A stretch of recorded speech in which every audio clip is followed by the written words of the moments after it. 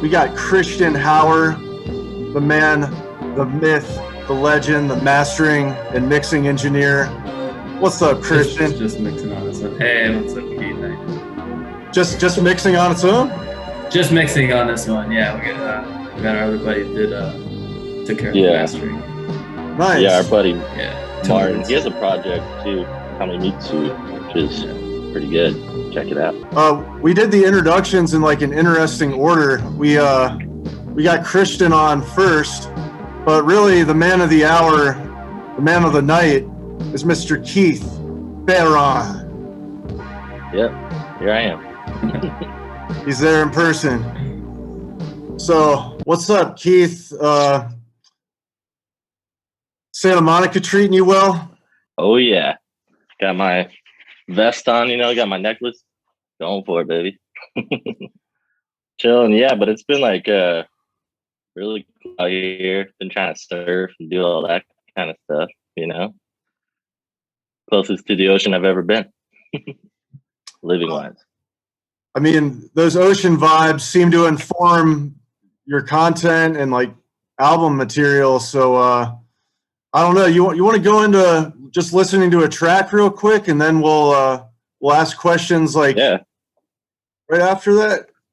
You think first track is good to start off on, or is there something more particular that you think would do the job better? No, that's a pretty good one. That's a pretty good one. Good pace to start on. All right, let's check her out. Yeah.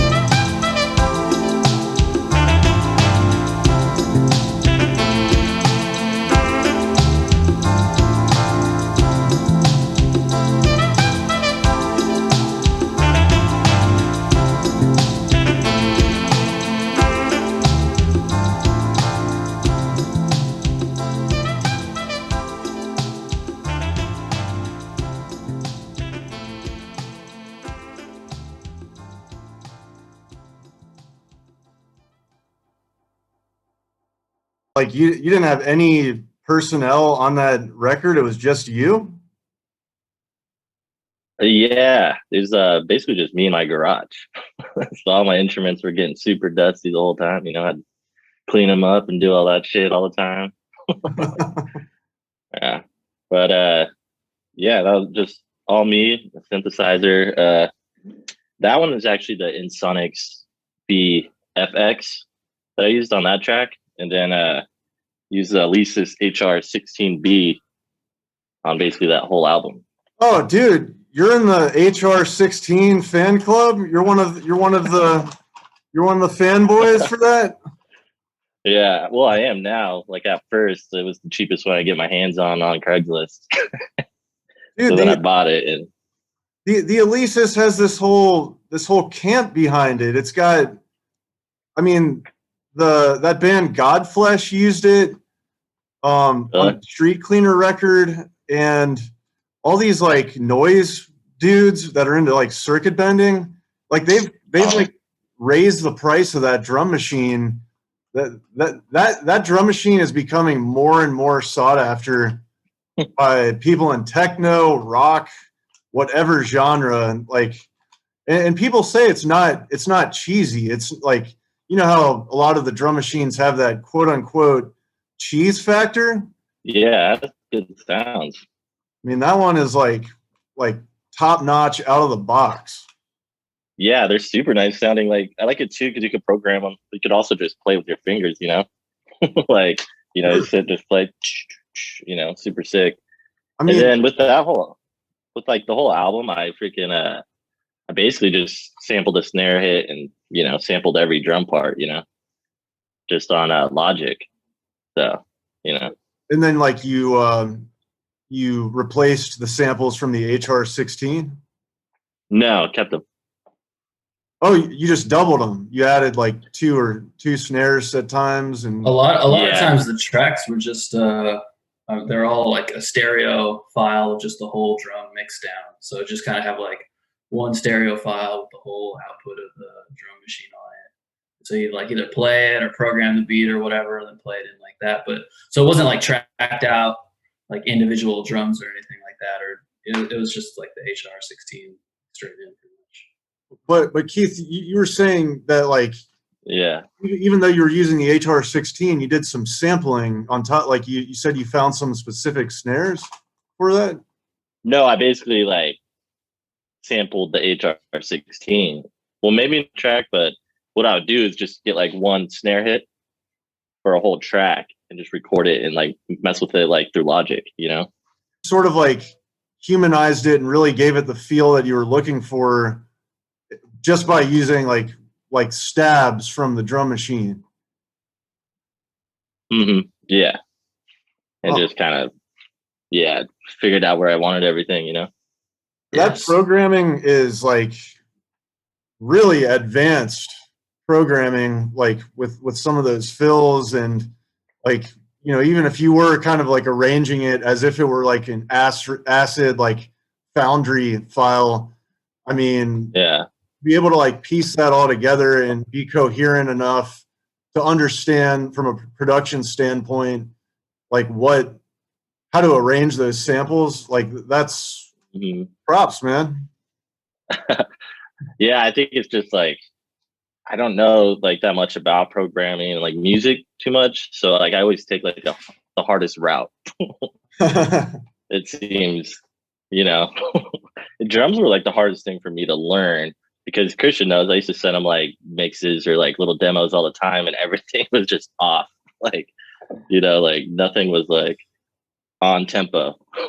So like I figured out if I could get a good drum track, like on fucking tempo, then I could just layer everything else. When you layer everything else on a steady drum track, and it's not everything's perfectly on, it gives it a natural, organic, live sound.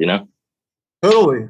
I mean, like for every quarter note on that drum machine, I think they call it, if you're not quantizing, you have 100 ticks. I think it's referred to as that. Oh, you're saying the resolution is 100 ticks between quarter notes. Oh, okay, I see what you're saying. There's 100 ticks between quarter notes. Yeah, so like 400. Right. If you're in 4/4, it'd be like 400 ticks altogether. Right. So that's a lot of like wiggle room to like really humanize a drum machine like that. Well, you did kind of a mixture, Keith, didn't you? Like you you had some beats that were programmed that you recorded in, and some other stuff that you kind of play on top of it, like fills and stuff. Yeah, like a lot of like, I would have like snare, and then bass drum was like all just by themselves, on their own track. But then fills will be like their own track together that I would play, Right. And then like bongo and stuff like that I would do by hand, So just having the snare and the bass drum on all the time just helps everything else blend, There's a couple of songs on the album that I just played into my tape machine all by hand too, with like no click track really. Really? Just by feel? Yeah, kind of more of a mental click, and just recorded everything to that. Which that would be like Egyptian Sheets was all on my tape, like my tape machine. Well, let's like that one, yeah. Let's take a look at that one real quick so everyone can reference that.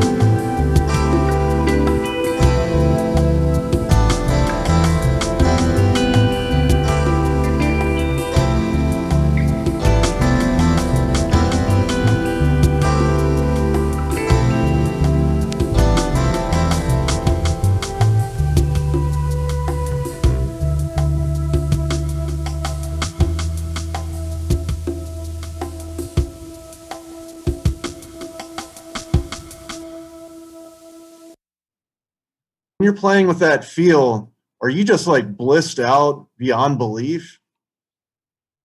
Yeah, like that's also like a big thing, like with my music and just like any art endeavors. It's like I like to design and like do stuff with my house and all that. So I have this Zen zone, and I've been like working on that since I was like 12 years old, trying to make my room just kind of relax me and stuff. So it's like now I'm at this point where I have so much stuff in like a zone that I live in that's just a relaxing, just, kind of, I guess, for lack of a better word, beachy, but just very like tranquil. So my music at this point just sounds like wherever, like, the spot I'm living in, And like you're able to sustain that headspace, like at a whim, like if you needed to channel that, like it's there for you. Yeah. yeah, like all the time, like especially with music and all that, like those are the escapes. Like why usually people like pick up an instrument or something to escape, and just get through stuff. And also with like that whole album, like going through like court stuff, I was going through, like trying to get like more, like had my daughter, like being a new dad, like working in construction, shit like that. So like I just escape into the music and try to just, calm everything down. And, it sounds like that. I think that's a place where Keith and I connect, is like we're kind of both unapologetically like mellow when we want to be. And yeah, yeah, definitely. Yeah. Like the brighter guitar parts on that, where it was one of the areas that I played on this album. So they're kind of like Fendery sounding, like bright ones. So let me just get this straight. So you contributed more than just the. There's a couple spots where I play on the album, just a couple here and there, added a thing or two, but okay, most of it's Keith. But there was a spot or two where he's like, oh, we need another part. Like, why don't you put some guitar on it or something? So. Were you playing with Keith's like production design, like with his like preamps, like the Art preamp, or did you have your own setup for that? I have my own stuff for that. No. Yeah, did I play your guitar on that one? I can't remember. Yeah, you came up to I went up visit, to right? Portland, and that's where we. Yeah, and then he had all my files on his computer because he was mixing and stuff, and I was like, let me cruise up there so we could just finish off little parts that feels like there should be something more here, or something more there, and that's like me and Christian have been playing for so long together that we just click right away, and he always knows what I'm going for, and vice versa, Yeah, that's pretty much what I try to. I feel like I have a good sense of like what Keith's vision is and what he wants, and so I just try to like accent that and fill those gaps. Yeah, sure. And when you were up in when you guys were up in Portland, were you using a new setup, or was it Keith's setup? We were using my stuff. That was one of the more challenging things about the album, is that like there's a lot of different recording sources, and it came from different times and different days, and so levels were all lots of ways. So it's kind of cool. We had this like really broad thing that we had to shape into a to a coherent album, but it naturally did that. Like it wanted to do that, but the raw materials were kind of like spread out. Yeah, sure. Which also is crazy too, because that album, like I sent like Christian like 18 songs or something like that, and like I was like, what are you thinking, which one should be the album? And he picked totally different ones than I picked. Remember that? And we're like, oh shit. And I was like, but I've been working on more of this synth-based stuff, like I'd like to go that route. And he's like, yeah, let's do it. So it could have been a totally different album. Like I had a lot of tracks that were just like live recordings with a drum set, like in my garage. Remember that? When you guys were like in the process of like gelling the sounds together, was there any, what was the continuity with like gelling things together? Did you have like a certain compressor that you ran everything through? I remember Keith saying that he has like an LA 2A clone, and that's all like newer stuff. That's what I'm working on with all that stuff now. Oh, okay. But back then, that's like more. That was all like Christian, really. I think you were using a lot of plugins, right? Yeah, I mean because he'd already used a ton of hardware and a lot of tape on that album. It's like it felt a little redundant and sort of like against what the album needed. I was trying to tie it all in, and so it was mostly just like a few plugins that I really like. The Altiverb reverb is a pretty sick one that I used a lot on that album. That's like a convolutional reverb, so they go in and they actually like map out different gear. So like the space chorus or whatever, like Roland space chorus, they'll kind of map it out and then they emulate that so that you can use your sound in there. And they have a bunch of different like acoustic halls. So I was picking like different acoustic spaces, so it was actually sound like it was in a room. And then actually, lots of hardware gear too, just because that's, I feel like, appropriate for Keith's style and everything. So we have like some lexicon reverbs in there and stuff like that. But try to keep it to 3 or 4. We should have released with the album just a our own reverb that's called Keith's Garage. Yeah, we could make one. Like a room Actually, we space? could. We should do it. Yeah, we could definitely make one. Or cool. I think that would be a good, like, I definitely want to talk about the outboard gear, but what's a good song that would have that alto verb on it that we could check out real quick so people can hear that? Also, like a big influence on the album was just like older surf movies, and that one I was kind of modeling after, like, because at the end of surf movies, like old ones, 80s ones, they would have like a bail section and just everyone eating shit on huge waves the whole time. So I was like, yeah, like I'll make something like that. Let's check her out. Pink Marble.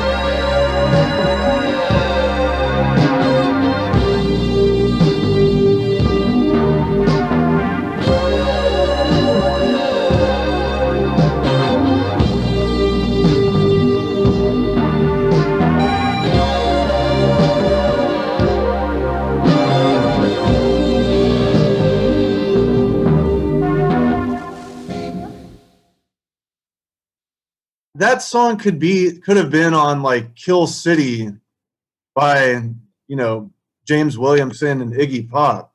That has some like deep psychedelic era, fuzz guitar and just like that tone of the synth, man. That is deep psychedelia right there. But it's like your interpretation of it. I mean, man, that has like some street vibes too. It's got like a smoky and like seedy kind of feel. It's like beautiful, but then it also feels dangerous at the same time. Yeah.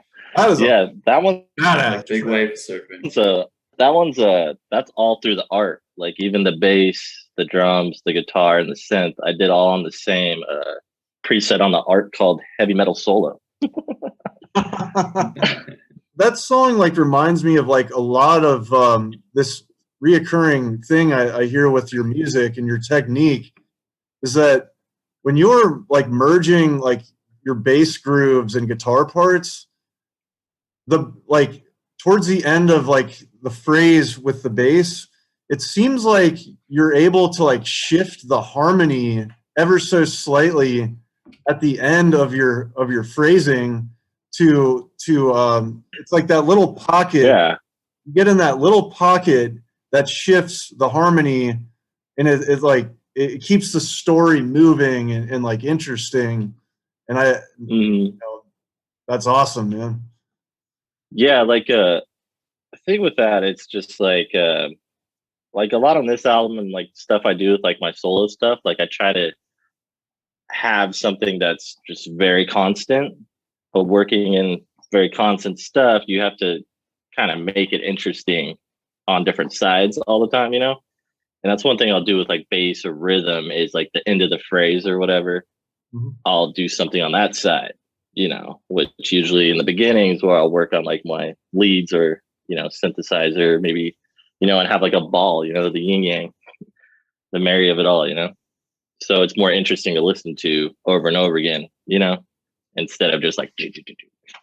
Well, to me, it's like cinematic because like I could imagine like some like weird gang of people hanging out in like Santa Ana in like 1988 with like the wind blowing on them and them just like leaning against like a light pole while like little things happen around them, like the cat crosses them or like garbage like flows down the street. It's like it opens up imagination. Yeah. I think that's why I really dig your stuff, because every time I listen to it, my imagination just goes to your cinematic tendencies. Yeah, that's a big part of writing with Keith and working with him is the imagery. You know, for him, you know, whenever we're like talking about some parts, you know, it's like, oh, it looks like this, you know, and he's definitely trying to like paint a picture that we're, you know, trying to capture. So Have you guys pretty spot on with the cinematic thing? Have you guys talked a lot about the like his wave runner imagery and like just like utopian like ocean imagery? Sure, yeah. I mean that's a theme with Keith, definitely. Yeah. Well, it's like, you know, like a lot of like with the music, it's like my dad's like side of my family is from Guam, and like I was kind of raised by them, but like my grandpa died younger in my life, so like a lot of the times I'm trying to figure out like in my head what it all looked like, what it was, because a lot of stories I lost, you know. So like a lot of that stuff. So it's always like a beach background to me. I don't know. I just find comfort within that. Yeah. So like what happened, I had like Pink Marble, Coral Floor, the Gyre Straits song. That's in Wave Runner Yuki. I just had all those ones and then a bunch of other tracks. And those are the ones that we decided on. And then I ended up writing all the other songs as we were messing with it, kind of. Yeah. And like finishing it off. Which, yeah, became pretty hard because I was like, no, I could write one more. But then I was like, nah, just call it. Just finish something first.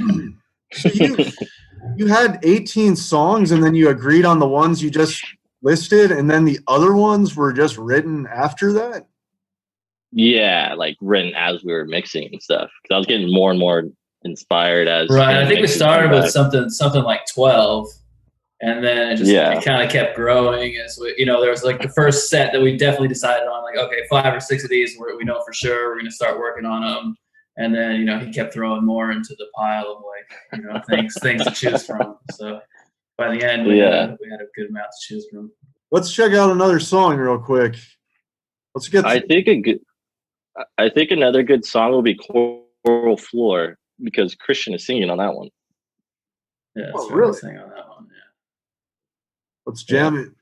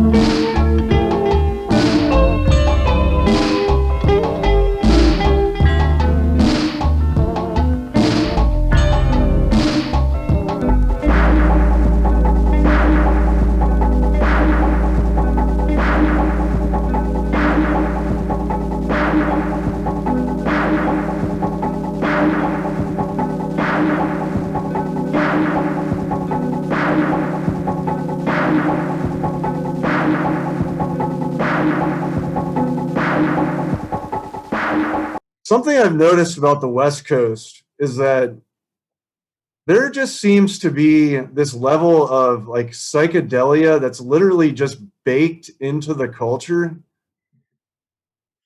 Yeah. Like Yeah. all the Yeah. all the openness, all like the experimentation, all like the transcendental things that have happened in West Coast history. I think it lets you guys like channel this energy that I've heard in like a lot of different stuff. And when I heard your vocals, Christian, it reminded me of this. I think they're called like Psych Alps or Sick Alps. I never know how to pronounce them, but that grainy vocal delivery. I'll have to figure out the song. I'll get back with you guys. I'll put it in the fucking like. I'll plaster it to this video when I figure it out, so no one thinks I'm talking out of my ass. But like, it's like this.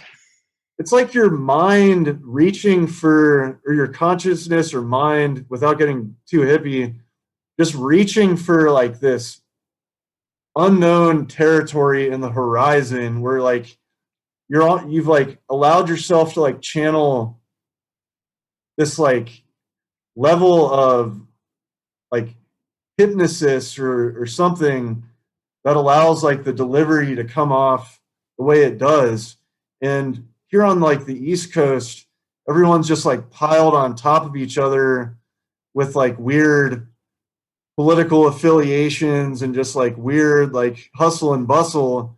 And I feel like we miss out on like that connection to kind of like the more transcendental thought processes. And that's Yeah, I think there's something kind of special about the place that you're in, right? Just sort of the environment. It coaxes you to be a certain way. It coaxes the culture into a certain shape. And being on the West Coast where it's bright and it's sunny and you can go outside all the time and you can wear shorts and t-shirts and all that. It just, I don't know, it makes you. I think it frees your mind up to think about what could be, or things that, rather than like dealing with problems or some hectic city or something like that. It's more sprawling. You have space. You have space to think about. Trying new ideas in a particular vein. Also, just like experimenting. Yeah, also like with like experimenting with like psychedelics when you're younger. Out here, we do have like the fortune of being able to go dip into like woodsy areas and the beach and stuff. and a like, lot for me was a lot for me was like San Felipe, Mexico. We would go down there, like right there in like the Gulf of California, and just like fry out right in the middle of the desert, but it touches the water too. It's very beautiful. dude, like that. Like last time I was in San Diego, I went to a taco truck and I heard like some like cumbia music, and it's like a specific genre of cumbia where like the dudes are using these like far out fucking like synthesizer sounds and like shit that producers in the big quote unquote big leagues would look at like it's a toy, but they make that thing like hum and sound like amazing and like really interesting. And just simply that one experience of like standing drunk waiting for a burrito, like Mexico culture and music, I feel like it does tie into like that vibe too, because some of that cumbia stuff is like super fucking like what we're talking about. Like I call it psychedelic, but it's actually more of just like this like mind frame of like expansion and like imagination. No, but like that's cool to talk about, because that last song that we did just listen to was like, for me, it's like I wanted to make like a Backstreet Boys or NSYNC song, but use it through the lens of myself or the instruments I have, and that's that drum machine. It's like very like that style of production in my head. It doesn't come off that way, but that's mentally where I was at. I was like, make like a fucking NSYNC kind of cool dance love song. Yeah, like I don't know, like that's with like movies and stuff too. Like my big influence is like stuff I don't like in the beginning. Really, it's like I like to try to learn to like stuff, like watching bad movies, listening to music that I don't think is the best, you know. And through that, you kind of learn more about shit, you know. Of just being like, all right, give yourself like think of 3 reasons why you like something that really in the beginning you don't like, and then through that you could kind of expand more into shit, you know. There's also like a sweetness about not liking something, you know, like it doesn't have to be a bad thing, you know. It could be a cool thing too. It's like, why don't I like it? What's going on here? You know. How does anything move if you don't give a little bit of slack, you know? Yeah, that's like something like for me, like that I'm trying to learn to like right now is just like people really calling back, like, oh, I'm in a 60s psych band, and it's just like you used everything they did. You just are reliving the 60s, you know? And at what point are you adding to music as a story, you know? If you're just going back to a different era and just like looking like it, sounding like it. But, you know, everyone's into their shit, you know? There's this like famous piano player who talks about, his name's Glenn Gould, but he talks about like a musician is like part curator, part inventor, right? Like part of you is like obligated to, you know, respect the past and what people have already done and kind of build off that. But then part of you is obligated to go out and like find new shit and make new, you know, make new discoveries in the musical realm, Mhm. right? And so I think Keith's like pointing at people Mhm. that have kind of gone too far in that curator role where they're just like holding on and they're just kind of keeping that genre alive instead of like moving it into a new Yeah. place where it's where you can take elements from it but move it into a new place. Well, I guess all the transplants Yeah. out to Southern California don't help by wanting to be known as like these, you know, curator types. Sure. Like, Yeah, maybe that's part of it too. Is we have Yeah. like a reputation, so you know it attracts people that you know kind of want to stick in that same style or something. You know, where it's becomes kind of self-perpetuating. Yeah. well, Keith, Which that's like an easy way, you know, to do shit. dude, You know? like you're the group of people that you roll with, and like some of your people from San Diego, including, you know, Christian. I mean, Spencer Clark, the guy, like you guys, that expansionist, like kind of like self-critiquing your own like judgment, like you guys show up with these like images and like personas, and I mean that in like not in a contrived way, in a way that like is natural to you guys, but like for example, Spencer Clark shows up wearing like a goddamn like Dodgers manager uniform on like a Tuesday at like 2 p.m. Spencer Clark, he's like putting out my album on Pacific City, you know, Sound Vision, but we don't have like a date yet because I think he's releasing one artist before me. But once that's up, everyone will know. Be super sick. But also, we're gonna change the title of the album to Gyre Straits for that release. So it'll be fun. There'll be like a little lore to the album. It'll have like dual lives, you know. Sure. You're named after one of the songs then. The first why I named it Daqueri is because it's all kind of love themed, you know. Mm-hmm. It's kind of like love themed, and then also like I don't know, I've just been like super into the yin yang and just like, you know, good and evil shit. And it's like, all right, with the album, I was just like, all right, a daiquiri, you know, it's a like a romantic kind of drink by the beach. But then it's like if you're doing that same thing every day, it's not as romantic. It's kind of the other side of the yin yang, you know. Now, like, what the fuck are you doing? You can't do it every day, you know. Yeah, so this is what it's like when we're But- about to mix something. We'll talk about daiquiris for a while, and like you know, it's like all right, now we gotta make the album sound like that. It's a All right. Yeah. real Zoroastrian approach. You want to listen to that self-titled song then? What did you say? So everyone knows, like, this when your album's released on vinyl, they know what the title of the album is? Sure, if you like to. That sounds good. Yeah, Gyre Straits. You guys know what a gyre is, right? I don't. What's a It's gyre? like a giant current in the ocean. It's like a giant, like a huge current in the ocean, but it's also people use it as a word of just like rotation or whatever. So it's like the I'm doing a play on Dire Straits, you know, the band, but it's also just like you can't gyre straight really, but you can if you want, you know. The crazy, crazy name though.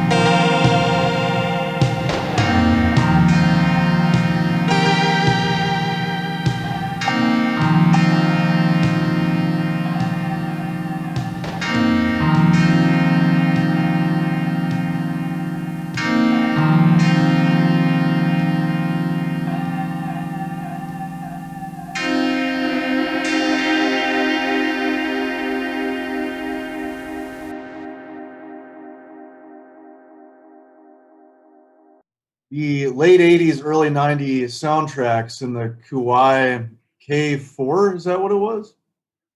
Yeah. Did that do the job for that song? No, that song was DX7. All of it. Also, that song's pitch shifted too. That song was like that's half speed. That song was really fast. Oh, You know, it's disco song, and then I pitch shifted it. But I went into it knowing that I was going to pitch shift it. If that makes sense. Yeah, yeah. Like you knew the results that you would get playing at half speed. Yeah, which is also like something I was experimenting with and I wanted to try, and I was just like, all right, like, because that song's really like like bam, bam.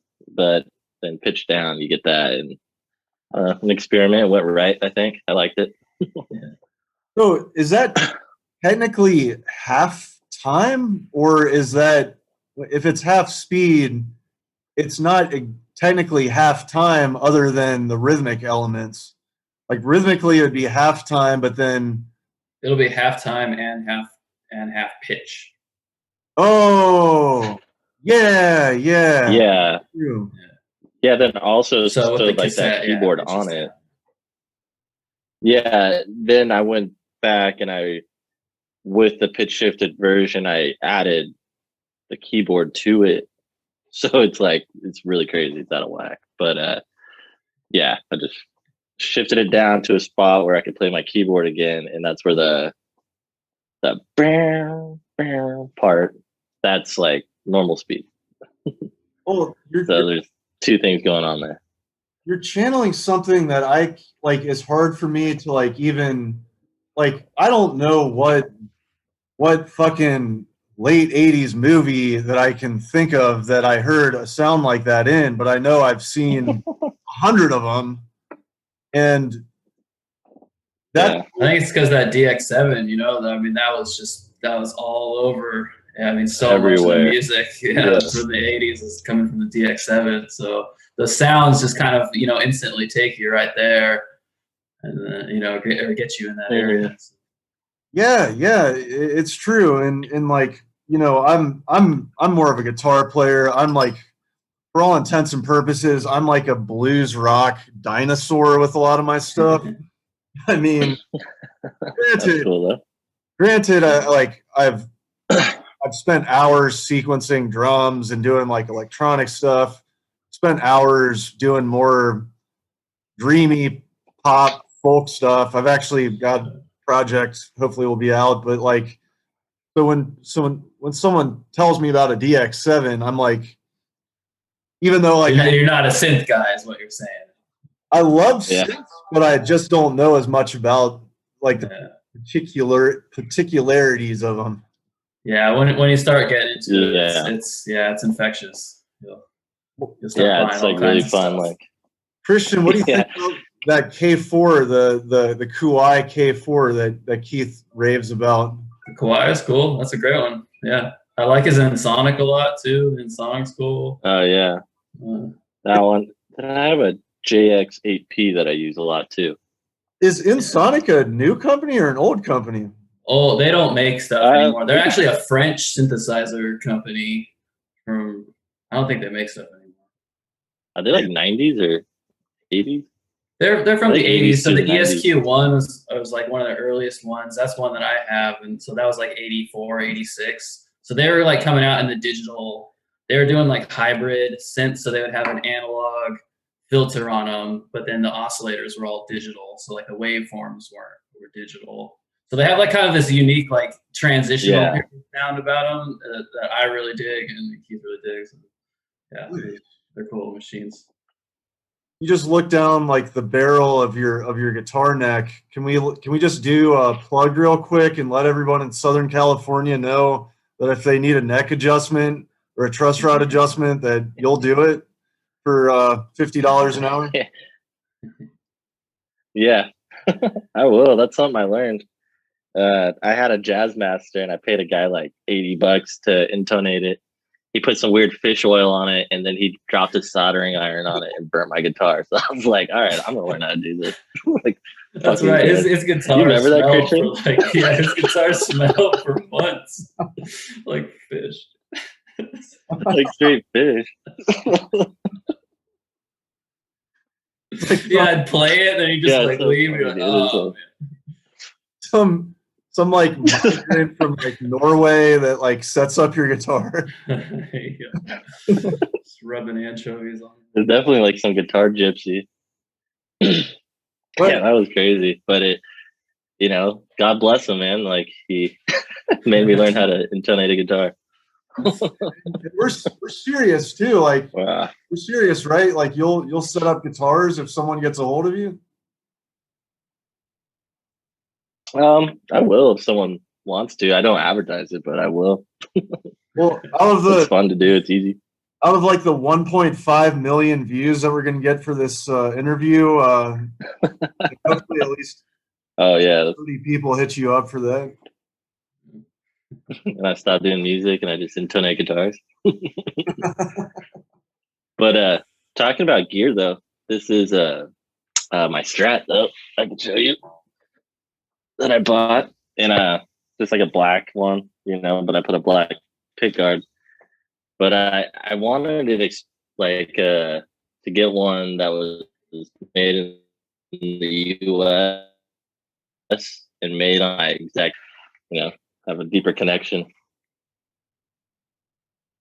So is this stock? Is this like factory? Yeah, factory like US Fender Strat. Oh, what year is that? 1991. Damn, nice. You got a good year. Same year I was born. Birth year, yeah. you Birth year. got your birth year Strat. Yeah. Yeah, I did on purpose, you know. Before we listen to like the last song or the second to last, however it goes, I was just wondering if you guys have any other projects going on right now. Yeah, I'm working on some music related stuff. We co-founded a company this year. We're making some software like music production tools. That's called Origin Audio. So you can go to originaudio.net and check that stuff out. We got some, it's all like deep learning powered stuff. So it's, you know, like I guess kind of a theme here, right? Is the technology is like such a big part of the way that something sounds, you know? And so I think we wanted to make some new tools, like give people an opportunity to, you know, maybe explore some new musical space too with those. Well, Christian, have you heard of MIDI? Have you heard? I mean, I'm pretty sure you've heard that MIDI 2 is coming out pretty soon. I have heard of that. Yeah. Are you guys working on Cool. anything related to that? The stuff that we're doing is would be compatible with MIDI 2. So we're doing like drum to audio, like drum audio to MIDI transcription. So like the original inspiration for me was like I was programming drums, like finger programming them, and I just don't like playing like finger drums all the time. Like I wanted to play an actual kit, but I was like, oh, I want to sample replace all this. I wish I could just play my kit and program a beat with that. Mm-hmm. So I just wanted to have like one microphone where I could record the whole drum kit and then turn that into like samples like instantly. And so that's what we're building. Really? So like instead of having like triggers or something like that, you could just do this with like one microphone and then turn your whole drum track into MIDI and sample replace it. So you like triggers, you wouldn't need that anymore. Just a mic. So you put the mic on an analog, you know, just acoustic kit, and then it sends it MIDI? Right. Yeah. No. So it like once you record it in there, you would put it up on our site, and we'd like with our software, we'll process it and then send it back to you. So we would turn it into MIDI for you, basically. Oh, okay. Yeah. Is it like a subscription based? Super rad. Like, yeah, it's pretty cool. It would have been fun on this album. You can it's not subscription. You can just like for $1 a minute, pretty much. So like if you have, you know, like a song or whatever, you can do it for like $3 and transfer your whole song over.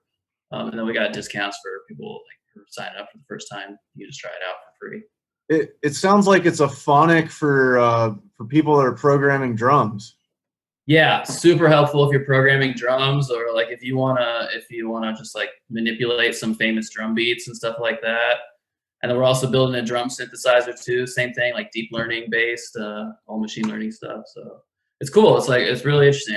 You know, just definitely get some people to come over here and check it out. I think, yeah, it's like super rad. Like I'm super stoked on that. Like, you know, think about the future of music because it's not going to stay here, you know?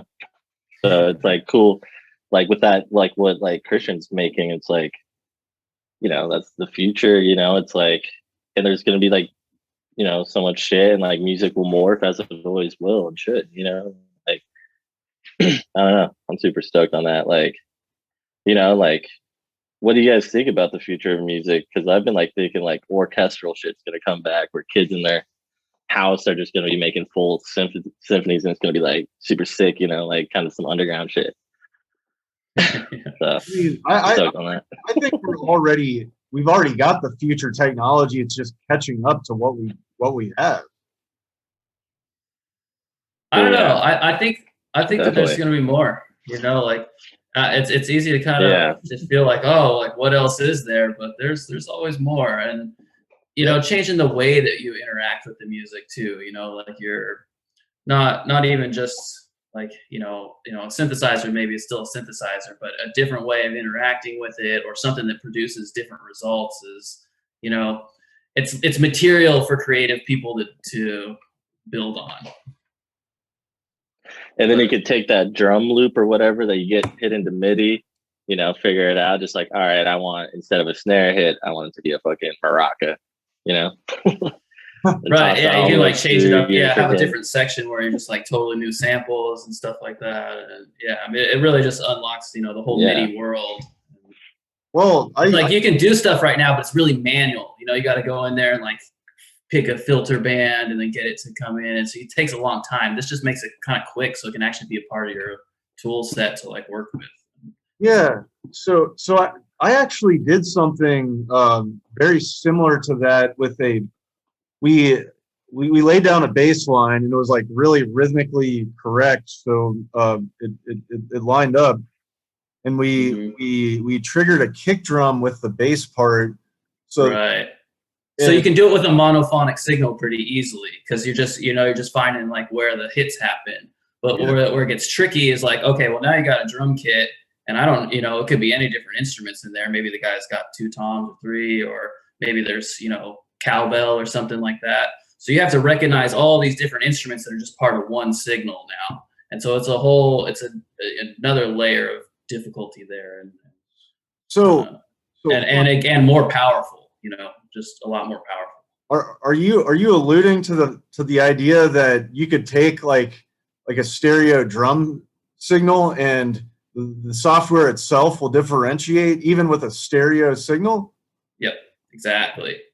That's what the machine learning part does. Is like it'll just take or just a mono set. You know, you just have one microphone and a whole drum kit, and it'll find all that, put it in the right categories, and export it so that it'll just work with your drum machine. Like you just drag and drop, and it'll all be placed in the right place. Holy shit! Yeah, it's tight. You should definitely check it out. This will be out in a few weeks. So. Yeah, that's super sick. Man, well, now we're talking Gearland. We are, man. This is like beyond Gearland here. Yeah. this Gyre Stratosphere or whatever. Keith, your guitar Utopia. Yeah, what's up? tunes, man. Those like, you know, those like wet, chorusy, you know, well-designed reverb guitar tones. Those snappy and sparkly 80s era guitar tones. I'll say 80s because I hate to do it, but it is what it is. Yeah. Those are all over this record. I'm like a complete sucker for those tones. I fucking love them. Anything that has those tones on them, I'm automatically signed up for.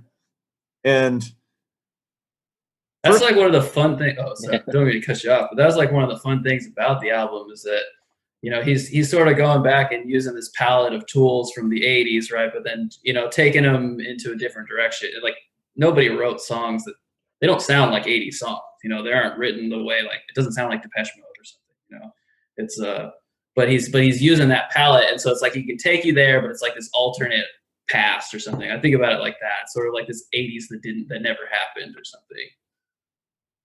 I mean, I like the swagger of it and the pathos of the music. Mm-hmm.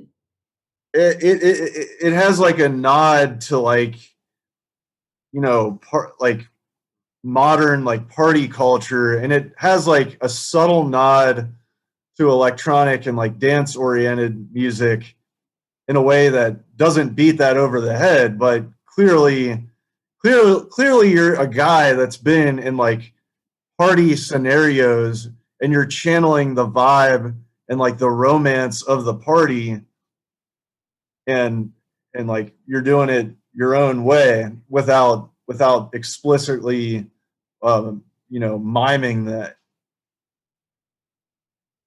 Yeah, like definitely that's like a big thing about like the music and stuff like that. Like, and like what I said at the beginning is just like not knowing too much about the shit and trying to figure out my own way, which is usually the hardest way to get something done, is where all that shit lands. Cause like a lot of times I'll hear a song and I'll be like, damn, that's a sick song. Like I wish I could like write something like that. But then every time I sit down and start going, it like never sounds like it. Like it's like something different, you know, which is a good thing, you know.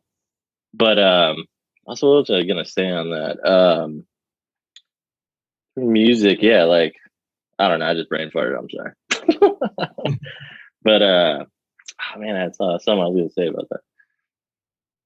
Well, you know, talking about the atmosphere of songs that you're inspired by, and like the process of like trial and error, but through that process you land on things that are you know, unique to your voice and inspired by, you know, things. Oh yeah, that's like what I was gonna say is just like I don't know, it's like through the like because I like skateboarded for the longest time and then I like painted and that's all I did until I was like 18, 20. And through that I was just like really inspired by music. Skateboarding has music all the way through it, like music, like people are inspired by music. And like when I would paint and do stuff like that, I would just, you know, blast some tunes, paint. But then I got to a point where I was just like hearing kind of stuff that I wasn't hearing, I couldn't find online. And so in my own head, I was like, well, then I guess I got to be the person to make it. Like someone else is making the song that I feel that I want to hear right now, you know? So then I started writing music. So that kind of adds into all that somehow. Yeah, it's like playing on like the scarcity of like your interests. Like maybe we all run into that where we feel like what we're interested in, there's this like scarcity or deficiency, and that nobody's doing what we're doing, and then our pursuit to do that is like one of the motivators. Yeah, like definitely like any way to like, I don't know, just like when you get older, like, you know, like, you know, out of high school and shit like that, you start realizing like, oh shit, like I'm a player in this game called life. Like, so like I could choose to be whatever I want to do. I can choose to make music if I wanted to. No one's telling me I don't, you know? Like, so just getting my hands dirty and everything I can, that's like the whole thing. Like, I just love it. I love fucking with shit, you know? For as much as you get your hands dirty, and in that sense, your music doesn't sound sloppy. It sounds very focused, deliberate, and directed. Yeah. Yeah, and that's like through just like, you know, like that's what I was saying about like a house and stuff like that. If you could figure out where your inspiration and what you want to do, and you figure all that out, then like going into other little arts and stuff isn't as hard, you know? That's what I was saying, going from like painting to music. And just like Christian taught me that a lot when I was younger, because he'd be talking to me and be like, well, tell me what you want it to sound like. And I was like, I don't know, dude. Like, I could show you. Like, he'd be like, well, like, you know, like a wetter sounding guitar, you know? Then I started thinking about like, oh, there's ways to describe tone. I never thought about it, you know? Which is really cool. Christian taught me a lot. Brilliant. Yeah, that was like a big thing. It was like I was saying, like Keith's such a visual person. It's like that, you know, we got to connect a language here, so to turn that into something that we can, you know, work with in sound. Yeah, that was definitely a struggle. Where I was just like, what the hell are you saying, man? I don't know how to make it sound like the way you're picturing. Yeah, we got there though. We got there. Christian, you're partially responsible for like where Keith has wound up as like a producer in his own right. Yeah, I mean, we've really been mutually, you know, influential, for years. I mean, we've been playing together for like 9 years or something like that. So yeah, we've definitely inspired each other and influenced each other. Yeah, you guys have cut your teeth on one another. That's Yeah, like straight up, like what, like, man, damn, like 2013, 14 when I first moved to LA. Like I didn't even know how to like record at all. Like I didn't know. I was like, damn, I got like fucking Logic or whatever now. Like it's not picking up my audio. And he's like, dude, you gotta have an interface. You gotta have this, you know? And I'm just like, what the fuck? I gotta make this whole studio now. Well, man, I met you in like 2006, 16-ish, and you already knew a ton about 16. recording. Yeah. Mm-hmm. Yeah, that's because I had Christian right next to me, and like any question I had, he would give it to me. Also, when I met you too, I was using my iPhone to record a lot of my songs. Dude, that's a good friend, man. I mean, I remember you. I thought you had like a tape machine around that time. I've always had a tape machine. Yeah, I did. Like that was my goal, is to learn. Yeah. Even just Yeah, that's, convincing like, him well to use a processed, like, computer the worst was a process. Like he was just like, no, dude, tape. Like everything's tape. It's like there's a whole world that you're missing out on. Like I was just trying to tell him, it's like your arrangements, everything. You need more than 4 tracks. You know, for your songs, you need more than 4. And yeah, Especially to be able to separate the 4 tracks too. You might be able to like record 4 tracks at one time, but like right. I mean, yeah, just, you know, just in the long run, I don't think that's a viable way to do it. I think, you know, that having that flexibility of just being able to layer things on the way he does and like add tons of layers without having to, you know, to be free in that moment, to be inspired rather than having to like plan it a whole bunch beforehand. So I think Yeah. it like actually works really well with Keith's like natural style. He'll just have that like flexibility built in. So, well, yeah. Yeah. you guys still used tape on this record too, right? What kind of tape did you use? Yeah. I got it right here. It's still got it. It's a what the fuck is it? The Vestax MR66. It's a 6-track tape machine. That's right. He's the 6. The 1/4-inch tape, 2-inch, 1-inch, 2-inch. No, it's cassette. Oh, okay. Cassette. Cool.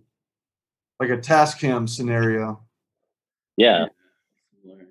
Yeah, and that's like, I don't know, like, and a lot of things what I was doing too is bouncing to tape machine back, you know, and then just fucking with it. You like using like the compression and like the color you can get from tape, you know, has always been, you know, one of my favorite things. But I'm kind of, now everything's getting more hi-fi with my newer stuff, but I like experimented a shitload. Like I remember when I was younger, I took like my tape, the song I just wrote, but I pulled it out and I was like, oh, if I put some fire under it, maybe it'll warp the tape and it'll sound sick. But then the whole tape was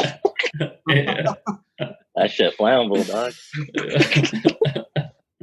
As like a fan of your music, it would be really cool to see you venture into like some more hi-fi stuff. I would love to hear the production. If like, it's not that I'm like preferential one way or another, but it would be interesting to see what you would do with like a more complex setup.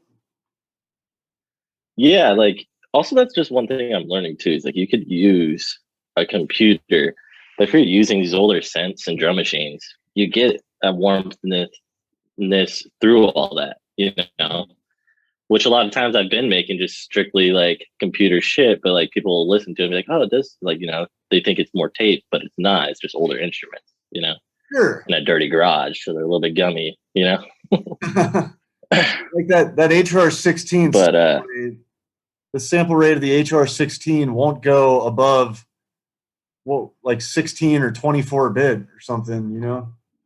So like it's probably 16-bit. yeah, it's got its own like limitations that will make, it'll make it sound like more old school. this is what I'm using now. The TR-707. Those are cool. Dude. It's like a classic house machine. Super cool. Yeah. Yeah, I've been like super inspired. Like $4,000 right now. I got mine for 700 and fixed it. Nice deal, dude. That's another thing about like using all the old gear that I've learned, is how to fix it all too. You know, getting your hands dirty, which a lot of times now I'm like, talking to my girlfriend, I'm just like, damn, I need to stop doing that because I get so frustrated on this fixing something instead of writing, Yeah. But Yeah. I don't know. But you did ask that question too about new projects, and like a newer project for me is me and my girlfriend are working on an album, and like I created this like name for the band. It's called Fugazi Funk, which I was just sitting there like looking at her. I was like, damn, you look like you could be like an 80s like singer. And I was like, your name would be Fugazi Funk. So like we're just riding under that name right now. It'd be really cool. Yeah, I'm excited to hear what your girlfriend does. Like when you were talking about her on the phone, it seems like she's got some badass pipes on her. Yeah, she does. Like one of my favorites. She's got like a weird little crackle, I don't know. It's like a really unique voice. It'll be really cool. Well, let's check out the grand We had finale. another song. Yeah. Let's see what you guys pick out. Let's do well, to close it off, I guess Closer to You. And since I was just talking about my girlfriend, that's like a newer song that I wrote to her, which it's funny because we were talking about like, me kept adding tracks to it, and that one barely got onto the album. That was like last minute, like last 2 weeks of wrapping up the album. I just kind of put that song into it. Nice. Check that workflow out then.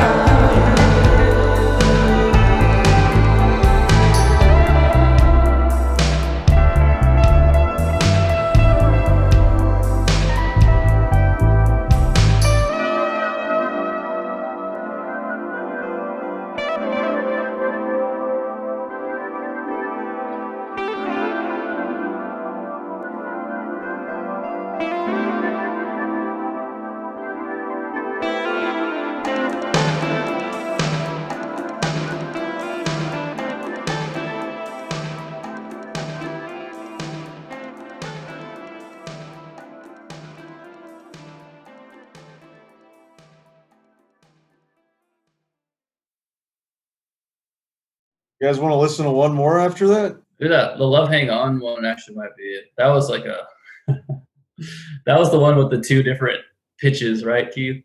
Yeah, that one was that was a pretty heavy one to work on. But yeah, that'd be a cool one to listen to. Let's go for it then.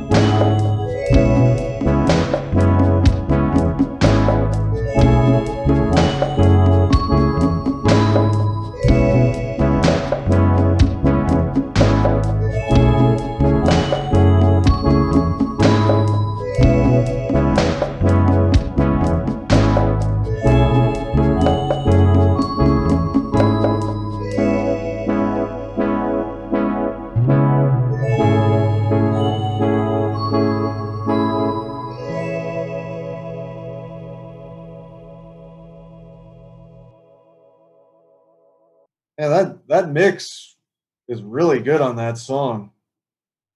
Yeah, I'm glad you liked it. It was fucking hard. He had recorded that in 2 different keys, right? So one he recorded at like a higher pitch, and one was at the lower pitch, but they're at the same tempo. And he wanted to use the vocals from one of them on the track from the other. So I had to pitch everything down and then time stretch the whole project pretty much to get in there, and then edit all the vocals and move them manually to actually. I mean, it was like I didn't even know what the hell he was asking me to do at first because it was so weird. You know, I was like, "You want me to do what with which?" But eventually we figured it out and made it happen. But yeah, man, that was a tricky one. That's, you're muted, that's Keith. got like a 3D, 3-dimensional mix to it. There's just something, there's some like Maybe Goldilocks. that was all the time stretching. I don't know, but we mangled that. So it sounds cool. I mean, I was really happy with that. It came out, but it was a crazy process. I think some of it's probably like the panning. I was like hearing stuff on the left, and like the synths are like spaced out really well, like synth A, synth B. And Yeah, then, I think that was all kind of just baked into the audio. Or maybe we were using some spreaders on that. I can't remember. It might have been like spreading the frequencies out a bit too to kind of give it a wider stereo image. really? Yeah, Logic has that, so where it'll like take just parts of the frequency band and move them over to one side, and then the other parts of the frequency band move them over to the other side, and it kind of just picks like in sections like that. Damn. Yeah, it's cool. It's useful. So what it ended up happening with that one is that what did I do? I uploaded that song to YouTube, and then on YouTube I slowed it down because on YouTube you do percentages. Yeah. I slowed it down the whole song, and then I freaking shot it back into my computer, and then I did a whole vocal take with the slowed down version. So it became really hard because me and Christian had to sit there and we're like, what's going on here? Because it's like the same key, but it's slower. What the fuck is YouTube doing when they slow shit down? Yeah. Right, because they're like, it's not like tape, right? Like when you slow it down, it also pitches it down. But with YouTube, they're correcting for the pitch. So they'll slow it down, but they keep the pitch the same. So we had to figure out like, okay, we've moved the tempo this much. So how much pitch do we have to go up? And it turned into a problem, but we got there. Yeah.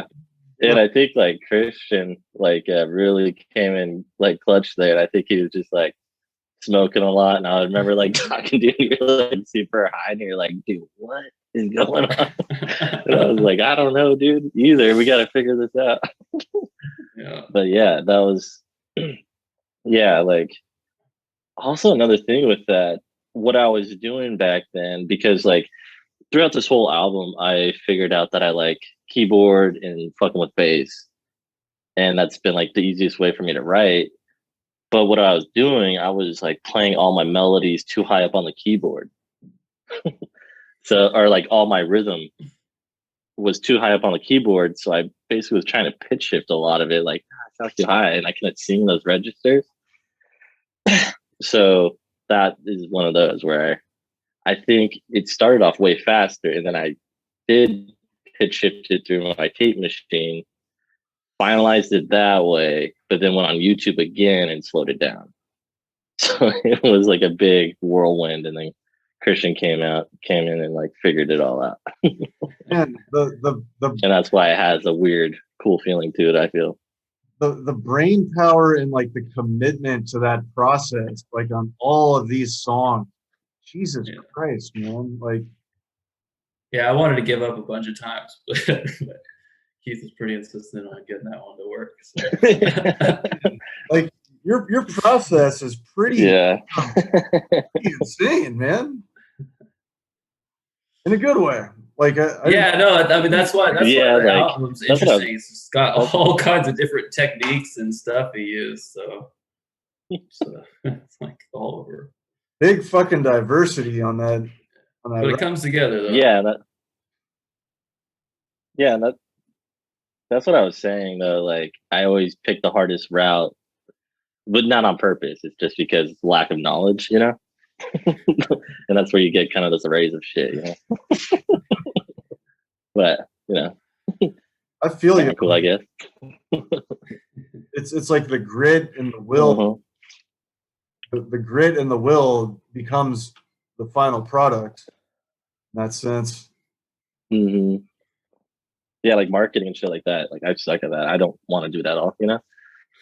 And like, yeah, my shit's up on Spotify, and like I have less than like 1,000 listens, you know.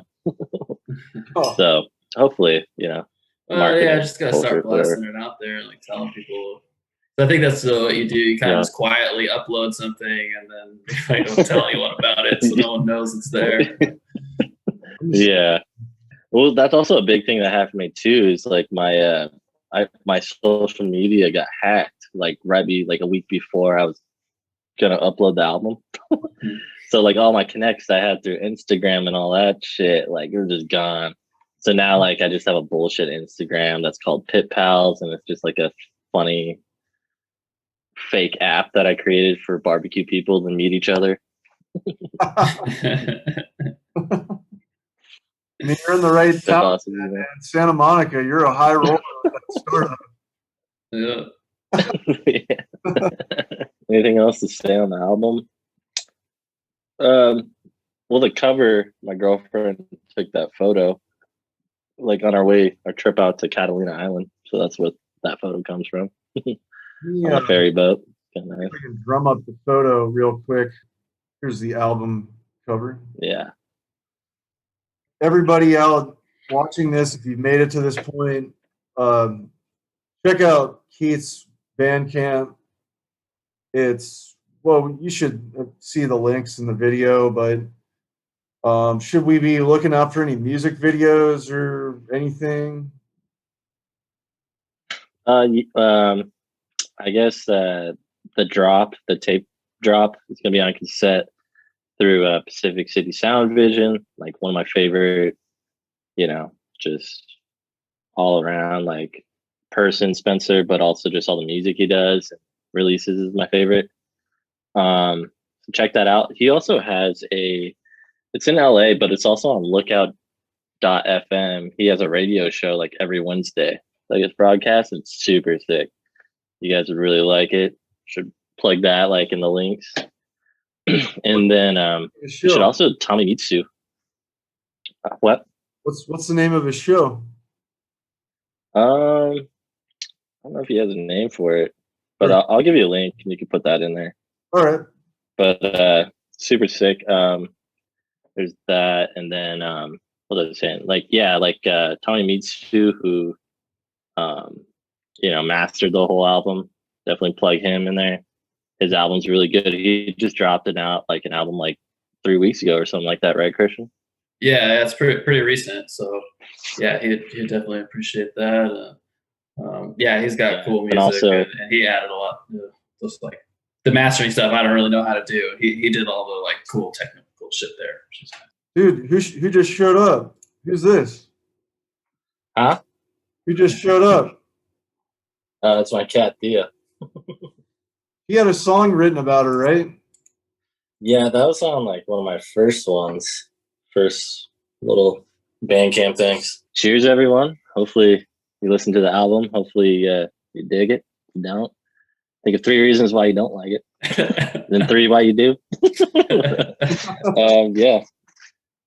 I don't know. Just hope everyone just fucking makes music, because that's the only way, you know. And right now we're in shit times, and like there's a big lack of art out there, and it's getting to the heads of a lot of people, you know, just like the bullshit record companies and all that bullshit, just art being pumped at us. So everyone just got to stay strong, make your own shit, be inspired. Cheers. Straight up. Night, guys. See you guys.